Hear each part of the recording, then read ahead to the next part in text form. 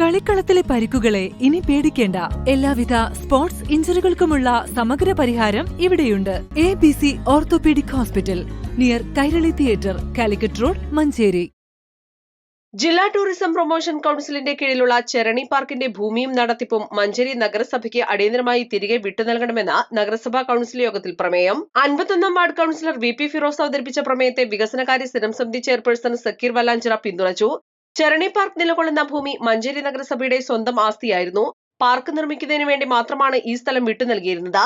നിർമ്മാണത്തിന് ശേഷം ഇത് നഗരസഭയ്ക്ക് തന്നെ കൈമാറണമെന്നായിരുന്നു തീരുമാനം.